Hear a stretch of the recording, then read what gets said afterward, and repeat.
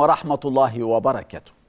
إلى متى يظل الخوف من الصوت العالي والإرهاب الإعلامي قابعا في عقول حكامنا؟ ثورة 25 يناير العظيمة لم تصل حتى الآن إلى الرياضة، وشجاعة الشباب وتضحيات الشهداء لم تؤثر إيجابا على المخاوف الواهية المعشعشة في قلوب الأغلبية، ومعظم حكام كرة القدم في مصر ضمن الأغلبية التي لم تتأثر بشجاعة الشباب ولا بإيجابيات ثورة 25 يناير. عنواننا: متى يعرف حكامنا الشجاعة والعدل؟ سامحك الله يا حمدي شعبان. الحكم الدولي الملتحي تدينا حمدي شعبان لم يرعى العدل في إدارته لمباراة الزمالك ووادي دجلة في الدوري العام لكرة القدم أمس. تجاهل عن عمد وربما عن خوف احتساب ركلة جزاء فاضحة لوادي دجلة إثر علقلة واضحة من محمد عبد الشافي للاعب دجلة في منطقة الجزاء في منتصف الشوط الأول، والفريقان متعادلان بدون أهداف. عرقلة لا يمكن لحكم أن يتغاضى. تغاضى بعدها عن سلسلة من الإنذارات على لاعبين كثيرين من الفريقين، حتى بدا وكأنه يريد تنظيف رصيد اللاعبين من الإنذارات. ولو كان الحكم حازما لخرج إبراهيم صلاح بكل تأكيد مطرودا. الغريب أن نفس الحكم حمدي شعبان كان قد احتسب قبل أسبوعين فقط ركلة جزاء مثيرة جدا للجدل لمصر المقاصة ضد الأهلي في الدوري، ويومها أنذر أكثر من لاعب من الفريقين في وقائع وأحداث أقل عنفا ووضوحا من عنف الأمس.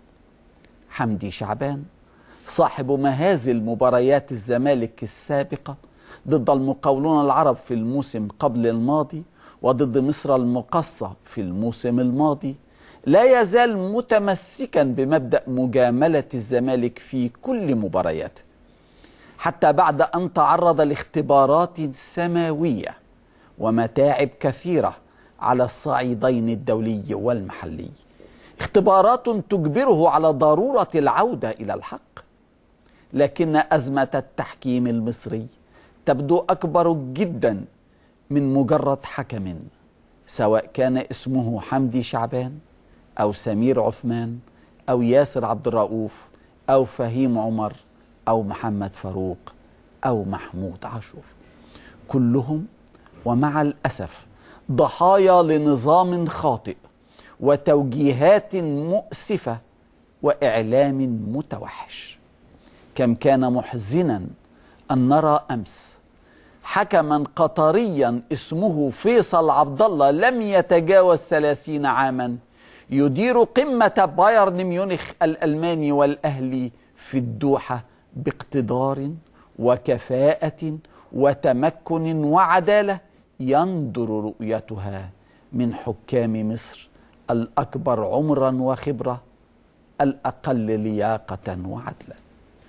ويبقى السؤال الحائر الذي طرحناه غير مرة في برنامجنا: ومتى يحتسب حكم مصري ركلة جزاء ضد الزمالك في الموسم الحالي؟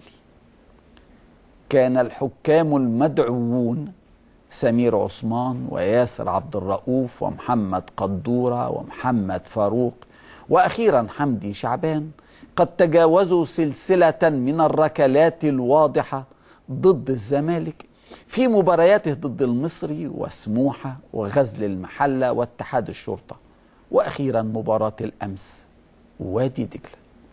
دعونا نعيش لأقصر وقت ممكن مع تجاوزات بشعة من الحكام عن ركلات جزاء واضحة ضد الزمالك، ومع قراراتهم السريعة والحازمة لطرد منافسي الزمالك رغم أنهم يحتسبون له ركلات جزاء بعضها وهمي أو مثير للجدل، ولا يطردون لاعبين من الزمالك مهما ارتكبوا من عنف، حتى ولو ضربوا بالشلوط أو بصقوا على منافسه.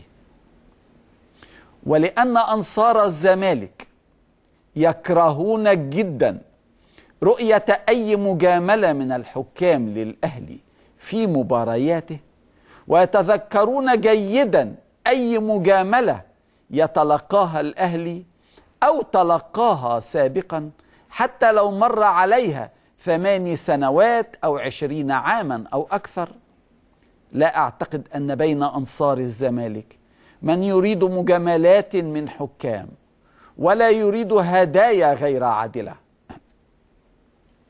لا أنسى مؤخرا حديثا لأحد أنصار الزمالك المتحمسين التقيته بالصدفة أمام شباك دفع تذاكر جراج السيارات في سيتي ستارز قبل أيام قليلة. قال لي بالحرف الواحد أنه كان يضحك سخرية مع قرارات الحكم محمد عبد القادر مرسي عند احتسابه هدفين لعمرو زكي في مرمى غزل المحلة، أولهما خيالي لأن الكرة ارتطمت بالعارضة ثم خارج المرمى بمسافة كبيرة، ثم هدف من لمسة يد. وازدادت سخرية أنصار الزمالك وهو بينهم مع قرارات الحكم محمود عاشور في ركلة الجزاء المهزلة التي احتسبها أمام المقاولون العرب. وأضاف المشجع الزملكاوي أن أخطاء الحكمين قدورة وعاشورة لصالح الزمالك كانت محط سخرية كل زملائه ومثار رسائلهم عبر الهاتف والفيسبوك. من يحب كرة القدم ومن يحب الزمالك يكره تماما ما يفعله الحكام سمير عثمان وياسر عبد الرؤوف وفهيم عمر وحمدي شعبان ومحمود عاشور ومحمد فاروق وغيرهم لمساعدة فريقه. أنصار الزمالك الحقيقيون رافضون لهدايا الحكام. أصحاب الصفارات والرايات أنفسهم لا يخجلون من هداياهم، ولله في خلقه شؤون.